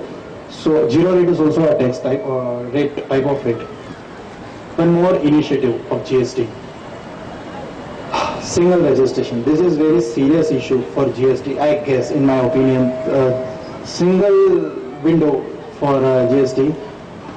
They are trying to merge all these acts, so they will, ये सब गवर्नमेंट इंसान को एक ब्रैकेट में लाना चाहती है। एक जीएसटी के अंदर एक यूनिक आइडेंटिफिकेशन नंबर दिया जाएगा जो पेन के साथ कनेक्टेड रहेगा, पैन कार्ड के साथ। इसका इफेक्ट बताता हूँ मैं क्या होगा। इनडायरेक्ट टैक्स में जीएसटी रहेगा, डायरेक्ट टैक्स में इनकम टैक्स रहेगा। इनडायरेक्ट टैक्स में इंसान को आइडेंटिफाई करने के लिए वो यूनिक आइडेंटिफिकेशन नंबर देंगे, और इनकम टैक्स में इंसान को आइडेंटिफाई करने के लिए पैन नंबर देते हैं। इंसान है असेसी, कंपनी रहा तो assessee, I am talking about simple people. So इंसान को आइडेंटिफाई करने के लिए पैन, और यहाँ पे यूनिक आइडेंटिफिकेशन नंबर, और वो दोनों इन दोनों को लिंक कर देंगे। So what will happen, you cannot evade the tax, you cannot show the different type amount of tax in indirect tax, and you cannot show the different amounts in direct tax. आपका आप एक bracket में आ जाओगे, आपका पूरा data government के पास एक ही जगह आ जाएगा। आज की डेट में क्या है, पैन के डायरेक्ट टैक्स डिपार्टमेंट के पास अलग डेटा है, इनडायरेक्ट टैक्स डिपार्टमेंट के पास अलग डेटा है, और वो कभी क्लब नहीं कर पाते हैं कि एक इंसान का डेटा मैच हो रहा है या नहीं। सो बहुत सी बार ऐसा भी इवेजन होता है कि डायरेक्ट टैक्स में अलग फिगर डाल दो, इनडायरेक्ट टैक्स में अलग फिगर डाल दो, so that you will not caught, because वो लोग कभी मर्ज नहीं है। लेकिन जीएसटी के अंदर this is going to be a very serious issue for those who are evading the tax. एक सिंगल यूनिक आइडेंटिफिकेशन नंबर देंगे जो पैन के साथ कनेक्टेड रहेगा, like Aadhaar card. Aadhaar card आपका एक सिंगल आइडेंटिफिकेशन नंबर है जो आपके बाकी सब प्रकार के डॉक्यूमेंट्स को कनेक्ट करता है। This will be also single unique identification number जो आपके पैन के साथ कनेक्ट रहेगा। You are going to be caught in a bracket. जो लोग टैक्स चोरी कर रहे हैं, आई नो आपको पता है 93% are filing the returns, 97% are not filing the returns. So those who are liable to file, they are going to court. Okay, so this was brief about GST. There are many advantages of GST, like reduction in multiplicity of tax. इतने सारे tax एक जगह पे आ जाएंगे। No double taxation, आपको example के साथ बताया मैंने, there will not be double taxation. Reduction in administrative compliance, this is something very good for industry, for those who individuals, हम लोगों के लिए कुछ बहुत अच्छा है कि हम लोगों को इतने सारे एक्ट्स का कंप्लाई नहीं करना पड़ता। अज्यूम कीजिए एक कंपनी है, वो गुड्स इंपोर्ट करती है, गुड्स इंपोर्ट करके मैन्युफैक्चर करती है, और मैन्युफैक्चर करके एक्सपोर्ट भी करती है, सेल्स भी करती है, और साथ में वो उसका रिपेयर्स मेंटेनेंस की सर्विस भी देती है। So he has to comply with custom duty, manufacture कर रही है तो एक्साइज ड्यूटी, बेच रही है तो सेल्स ड्यूटी, रिपेयर्स मेंटेनेंस कर रही है तो service tax, every tax he has to comply. So इतने सारे टैक्स के लिए अलग अलग बुक्स ऑफ अकाउंट मेंटेन करो, अलग अलग तरीके से कंप्लाई करो, अलग अलग डेट्स को फुलफिल करो। सो फॉर जीएसटी अगर आ गया तो there will be a very big relief for them. एक ही एक्ट को उनको सिर्फ कंप्लाई करना पड़ेगा। Okay, one more thing, efficient use of resources, it's advantage for government. इतने सारे डिपार्टमेंट तो नहीं रखने पड़ेंगे, एक ही डिपार्टमेंट रहेगा जो सब प्रकार के टैक्स को कवर कर देगा। Like Maharashtra department of sale tax will cover LBD department also, central board of excise will cover CGST, and department of sale tax will cover SGST जो स्टेट लेवल के लिए रहेगा. सो बहुत सारा रिसोर्स भी बच जाएगा. यूनिक आइडेंटिफिकेशन नंबर आ जाएगा तो हम इजीली इंसान को कॉट कर सकते हैं जो आज की डेट में किसी टैक्स एवेडर को पकड़ नहीं सकते. सो GST आने से ये भी आ जाएगा. ईज ऑफ डूइंग बिजनेसमैन के लिए भी इजी रहेगा कि is easy to do the business. You don't have to comply. अलग अलग प्रकार के ऑफिसर को डील तो नहीं करना पड़ेगा. एक आता है इनकम टैक्स से, एक आता है सेल टैक्स से, एक आता है एक्साइज से, एक आता है कस्टम से. हर एक इंसान से क्या क्या डील करेगा. So there will be only one person to deal, only one department to deal. Reduction in tax evasion. Of course अगर आपको बिजनेस इजी करने का मौका मिल रहा है तो हम लोग भी चाहेंगे कि हम लोग टैक्स चोरी क्यों करें. टैक्स चोरी को इंटेंशनली नहीं करता है, लेकिन कंप्लायंस इतने बड़े हैं कि उनको लगता है कि जाने दो यार, इतने कंप्लायंस को तो छोड़ दो, हम नहीं भरेंगे ऐसे तो टैक्स. आएंगे ऑफिस और उस दिन देख लेंगे. ईज ऑफ डूइंग बिजनेस होगा तो लोग भी सोचेंगे कि हाँ इट्स वेरी गुड. सो हम लोग टैक्स चोरी नहीं करेंगे, प्रॉपर टैक्स पे करेंगे, प्रॉपर स्लिप करेंगे. So these are few advantages of GST. और GST आने के बाद इनवॉइस वैल्यू हो जाएगी 120 रुपये, जो हमने एग्जाम्पल में देखा. आज के सिस्टम में 121 रुपये लगता है. There will not be double taxation. Taxation के ऊपर टैक्सेशन नहीं लगा. So this was brief background of GST की क्या रहेगा GST. आपको पता होगा GST भी लोकसभा में पास हो गया है, राज्यसभा में शो किया, कमेटी को रेफर किया, नेक्स्ट मानसून सेशन में वो उसे फिर रिप्रेजेंट करेंगे, उसके बाद वो राज्यसभा में पास होगा, उसके बाद GST आएगा. कब आएगा सिर्फ न्यूज़ पढ़ रहे हैं, लेकिन GST क्या आएगा तो हमें तैयारी करनी पड़ेगी उसके लिए कि हमारे लिए क्या अच्छा है क्या बुरा है GST के लिए. सो this was brief background of GST. It's always good for us. It's really good for us. पहली बात तो प्राइसेस कम हो जाएंगी. लाइक दिस एग्जांपल, 1 रुपये से प्राइस कम हो जाएगी. Second thing, compliance issues will be very less. Like अभी इतने सारे एक्ट नहीं रहेंगे, only one compliance will be there. So this was brief background of GST. इसमें एक पॉइंट ऐसा है that I already mentioned. One more serious initiative of GST is that PIN-based identification number will be allowed to each taxpayer to have integration with direct tax. This is not a single step by the government to catch the person in a bracket. ये एक issue नहीं है. कई साल पहले ये government को realise हुआ, जब गवर्नमेंट के पास पैसा ही नहीं था और गवर्नमेंट को ये रियलाइज हुआ कि लोग टैक्स चोरी कर रहे हैं और हम उन्हें पकड़ नहीं रहे हैं. और लोग ऐसे टैक्स चोरी कर रहे हैं, उनको टैक्स नाम का चीज से पता ही नहीं है कि टैक्स भरना भी पड़ता है. सो उन्होंने तब से इनिशिएटिव शुरू किए. There are various initiatives. Even Aadhaar card is also I guess initiative of this, कि लोगों को एक ब्रैकेट में लाए. जन धन योजना इज ऑल्सो लाइक दैट, कि लोग बैंक अकाउंट से ट्रांजेक्शन करें तो हमें पता चले कि लोग क्या ट्रांजेक्शन कर रहे हैं और लोग कितना कमा रहे हैं. सोचिए, अगर आप आपकी इनकम दिखा रहे हैं 1 लाख रुपए, 1.5 लाख रुपए, और आपने अगर आपके बैंक अकाउंट से एक्सपेंडिचर किया है आपके घर के लिए 3 लाख रुपए, आपके घर में शादी थी और आपने किसी को चेक दिया 3 लाख रुपए, और आप बता रहे हैं कि मेरी इनकम है 1.5 लाख रुपए. सो आपके बैंक अकाउंट बता रहा है कि आपने खर्चा किया 3 लाख रुपए, कहाँ से लाया आपने एक्स्ट्रा के 1.5 लाख रुपए. सो this is also one more initiative of the government कि वो सबको बैंक अकाउंट ओपन करा के. This good, this not bad.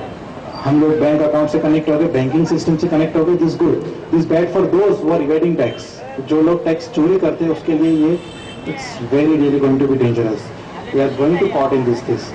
Okay, and further there is issues like अभी जैसे इंश्योरेंस का स्कीम आया है, 2 रुपीज में समथिंग, 12 रुपीज में समथिंग आपको एक्सीडेंट इंश्योरेंस मिलेगा. दिस गुड, हमारा लाइफ सेव हो रहा है.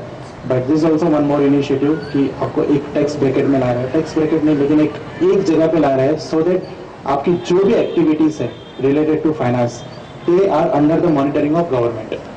दे are going to monitor you कि आप रियली में ट्रू रिटर्न फाइल कर रहे हैं कि नहीं. Online filing of every act is also one serious issue कि आप सब ऑनलाइन कर देंगे. They will integrate the data and they will come to know how much you should have paid tax and how much you are paying tax. Online systeming is also a very good initiative by the government to catch the tax evaders. So these are few initiatives that government is taking, and this is going to be a very dramatical change to the country. Ki everyone will pay the tax as per what he is liable to pay. So this is very good initiative. Further, I would like to come toward the end of the session. This last slide, this is something related to tax planning and tax evasion. मैं इसके बारे में थोड़ा सा brief, just 2 minutes बताना चाहूँगा कि what is tax planning and what is tax evasion. हम लोग सोचते हैं हमारा टैक्स बचा, this is tax planning, खत्म. लेकिन हमने टैक्स चोरी किया है या टैक्स बचाया है ये हमें नहीं पता रहता. Okay, so I just want to give you कि ये क्या है दोनों टर्म का मतलब। सिंपल है, आपको ये पता होगा tax planning is legal, tax evasion is illegal. अगर आपने टैक्स प्लानिंग किया तो वो प्रॉपर है, टैक्स इवेजन किया तो वो गलत है, आपके ऊपर पेनल्टीज लगाई जा सकती है, आपको जेल भी हो सकती है। There are few stringent provision in the act that आपने टैक्स चोरी किया तो आपको जेल भी हो सकती है, that may run away up to 7 years, 7 साल की भी जेल हो सकती है। बट हमें पता तो होना चाहिए कि क्या टैक्स प्लानिंग है, टैक्स क्या इवेजन है।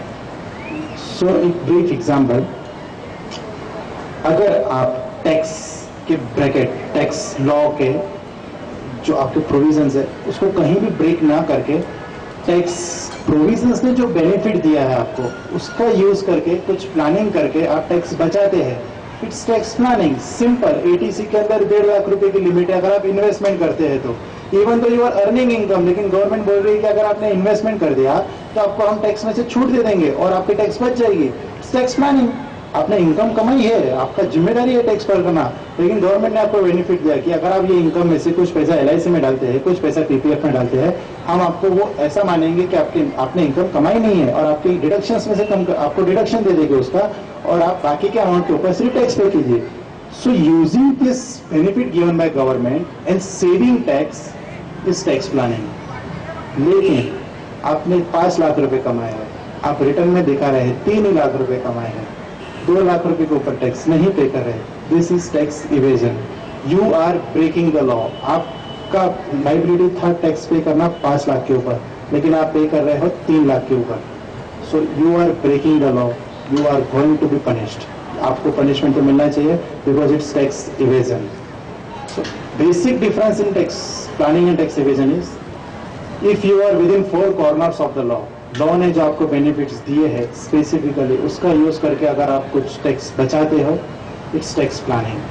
और अगर आप लॉ के बाहर जाके, लॉ के इंटेंशन को तोड़ के अगर आप कुछ टैक्स बचाते हो, it's tax evasion. This is what is basic difference between tax planning and tax evasion. Coming to basic slides, we understood just a brief what we understood. They were like what is tax, tax क्या है, why is tax levied, tax क्यों लगाया जाता है, who is given the power, of course constitution is given the power. उसके बाद हमने देखा कि किस तरह से लॉ बनता है, how the law prepares, article 265, 245, 246, schedule 7 देखा। what type of tax, there are 2 types of tax, direct tax, indirect tax. What is the responsibility of every citizen person, pay the return, pay the tax and file the return. Again we come to little bit discussion, technical discussion for GST। हमें पता चला कि GST क्या है। Again थोड़ा सा हमने देखा टैक्स इवेजन क्या रहता है, टैक्स प्लानिंग क्या रहता है। So this was brief what I know that individual should know. उनको पता चलना चाहिए कि ये this is what taxation structure in the country. So इतना मैं बताना चाहता था कि ये tax evasion. Further one more point मैं आपसे डिस्कस करना चाहूँगा रिलेटेड टू करप्शन, कि हम लोग हमेशा बोलते हैं corruption corruption corruption, government is corrupt and people are corrupt, हम क्या करें। बट इन माई ओपिनियन, मेरे पास इतना एक्सपीरियंस नहीं है, but whatever I am telling as per my experience, in my opinion government is less corrupt, we individuals are more corrupt. आप मुझे बताइए, हम लोग जब गाड़ी चलाते हैं, पुलिस वाले ने पकड़ा, वो थोड़ी बोलता है कि आप 100 रुपये देके छूट जाइए, वो तो अपनी पावती के लिए बोलता है। वो तो बोलता है इतना फाइन है, आपका इतना भरना है, रिसीट करना है। हम लोग बोलते हैं भैया और कोई रास्ता है क्या नहीं, और हम लोग बोलते हैं कि गवर्नमेंट इज करप्ट। आप सोचिए टैक्स इवेजन, अब सर ने बताया there are only 3% who are filing the returns, 97% are not filing the returns. Assume 30% is not liable to file the returns as per Tax Act. Remaining 57% people are liable to file the returns. They are not filing the returns. और जब उन्हें notice जाता है 50% उसमें से sir कुछ adjustment होगा क्या। अब बताइए कि ऑफिसर ने बोला आपको एडजस्टमेंट करने के लिए, हम खुद जाके बोलते हैं कि सर कुछ एडजस्टमेंट होगा क्या, और फिर हम बोलते हैं कि government is corrupt. What is corrupt, हम लोग करप्ट है। We need to change ourselves, not the government. Government is pure. Government was pure, government is pure. But we need to change ourselves. कि हम लोग करप्शन को रोकेंगे। ठीक है, ऑफिसर इज सेइंग कि आपको इतना टैक्स पे करना है, and if you are not ready with that, at least ask him ना, ये टैक्स कितना कैसे पे करना है, आपने इतना टैक्स कैसे लगाया है हम पे ऊपर। और फिर ये पुलिस ऑफिसर को पूछिए ना कि आप इतना फाइन कैसे लगा रहे हैं हमारे पर, आपने आपको बताइए कि ये कौन से एक्ट कौन से प्रोविजन में लिखा है कि अगर हमने मोबाइल पे फोन पे बात करते टाइम अगर पकड़े गए तो इतना फाइन है। आस्क हिम ना, और अगर you are liable then pay ना। Why are you paying corruption and saying again that we are corrupt, our government is corrupt. We are corrupt. Our government is not corrupt. We should need to have a change in our system, not government system. We need to change first. Then we can argue with government that your officers are demanding money. We are corrupt and saying that हमें खुद को change करना पड़ेगा. So with that, I would like to conclude. Any questions? Whatever discussions कुछ किए, मैं कोशिश करूँगा कि आपके जवाब दे सकूँ. जी. जो indirect taxation में VAT जो है, जी. कोई कमोडिटी को 12.5 है, किसी को 5% है, तो ये जो फिगर है वो कैसा फिगर आउट होता है, वो उसका क्या क्राइटेरिया है? वो पता कैसे चलता है? हाँ, मैं आपको बताऊंगा. महाराष्ट्र वैल्यू एडेड टैक्स में एक शेड्यूल दिया हुआ है. उस शेड्यूल्स में कमोडिटी की लिस्ट दी हुई है और उसके अगेंस्ट रेट्स दिए हुए हैं. ओके, और वहां पे आपको पता चलेगा कि इस कमोडिटी के लिए इतना % टैक्स है. फॉर जनरल इंफॉर्मेशन मैं आपको बताना चाहूंगा, there are basically 3 types of rates. 3 rates है. One is 0, one is 5%, one is 12.5%, और भी है 1% भी है, 20% भी है. But these are broad categories.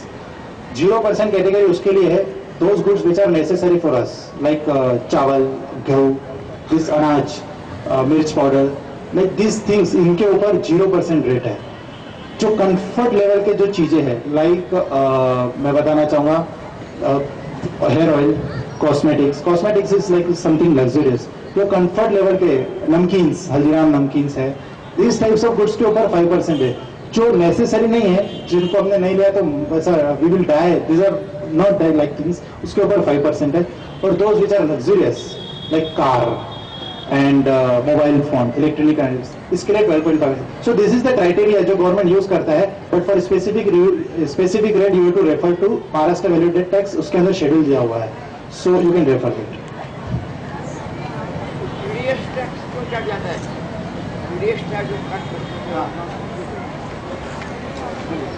काफी स्टूडेंट का सवाल है संतोष जी. आपकी मदर टंग सिंधी है, आपने 10th तक गुजराती मीडियम में पढ़ा, फिर 11 से लेके पूरा चार्टर्ड अकाउंटेंट इंग्लिश मीडियम में किया, तो आपको कोई दिक्कत या कैसे पढ़ाई की, इसके बारे में एक्सप्लेन करें. पहले मैं कुछ जो क्वेश्चन है ऑडियंस के वो सॉल्व कर लूंगा. जी. टीडीएस टैक्स क्या है, क्यों काटते हैं? Okay, TDS is a part of income tax. Tax deduction at source, उसको टीडीएस का फुल फॉर्म है. It's a part of income tax. Government का एक ऑब्जेक्टिव था, ये जो टैक्स इवेजन हो रहा था, टैक्स छुपाया जा रहा था, तो गवर्नमेंट ने बोला लोगों को इनकम मिले उसके बाद लोग टैक्स पे कर रहे, उससे बेहतर है लोगों को इनकम मिलने से पहले ही हम टैक्स कटवा देंगे. ओके, सो उन्होंने क्या किया, कुछ कैटेगरीज बनाई. लाइक इस प्रकार के अगर आपको रिसिट्स मिलती है, जैसे कि इंटरेस्ट मिलता है, सैलरी मिलती है, रॉयल्टी मिलती है, उसके बाद कुछ winnings from games, horse races, ये सब जो मिलते हैं, रेंट मिलता है, प्रोफेशनल इनकम मिलती है.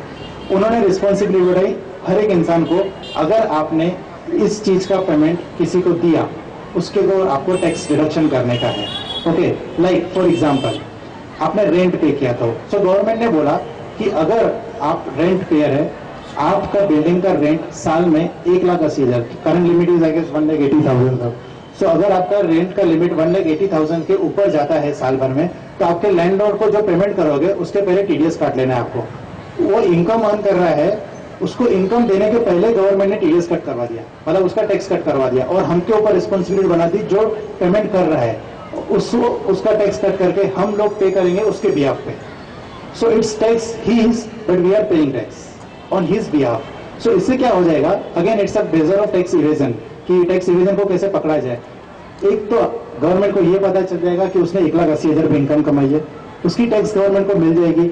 अगर उसने 1,80,000 अपने उसके रिटर्न में नहीं दिखाया तो गवर्नमेंट को पता चल जाएगा कि ये टैक्स इवेजर है, तो उसके अदर इनकम भी गवर्नमेंट पकड़ सकती है. So it's a type of protecting the tax evasion, कि टैक्स इवेजन नहीं होना चाहिए, इट्स राइट। और ये टैक्स डिडक्शन ऐसा है जब हम पेमेंट करते हैं सर्टेन टाइप्स ऑफ टैक्स, जब हम पेमेंट करते हैं टैक्स पेमेंट मेकर जो जिस सर्विस लेके जो पेमेंट करता है, पेमेंट करने से पहले उसका टैक्स काट लेना है और उसके बिहाफ पे गवर्नमेंट के ट्रेजरी में डिपॉजिट कर देना है। This is what tax deduction at source. Okay professional tax और सर्विस टैक्स क्या डिफरेंस?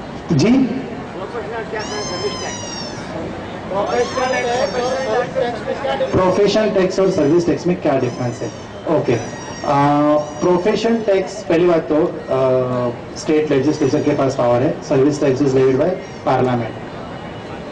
प्रोफेशन टैक्स में हर एक इंसान को कवर किया गया है, whoever बिजनेस करता है, प्रोफेशन में है, सर्विस करता है, एम्प्लॉई है, जो भी है, सब लोगों को कवर किया गया है। और प्रोफेशन टैक्स की जिम्मेदारी होती है जो पर्सन प्रोफेशन प्रोवाइड कर रहा है। लाइक अगर मैं एम्प्लॉय हूं तो मेरी जिम्मेदारी है, मैं पे करूंगा, मैं ये जिम्मेदारी किसी और को नहीं दे सकता। लाइक सर्विस टैक्स में कैसा होता है, अगर I am paying service, suppose मैं एक चार्टर्ड अकाउंटेंट हूं, I am providing service to client, now service tax में लेवी करूंगा, I will collect service tax from client and then I will pay to government. So ultimately service tax is borne by client, right. वो मेरा client service tax पे करेगा। 100 rupees का bill बनाया, 12.36 में service tax लगाऊंगा, 112 रुपए कलेक्ट करूंगा, 12 रुपए 36 पैसे में गवर्नमेंट को पे कर दूंगा। प्रोफेशन टैक्स में ऐसा नहीं है। प्रोफेशन टैक्स इज लाइक मेरी रिस्पॉन्सिबिलिटी है, I will pay the tax. Rates are very low profession tax में। 2,500 rupees is general what rate is which is applicable to many of the people. So 2500 रुपए हमें pay करना पड़ता है। There are other rates also for those who are less than limit of certain incomes and certain like उसके लिए कुछ less limit है। But this basic difference कि service tax is levied on person and profession tax is on service provider. Okay जी, sorry surcharge और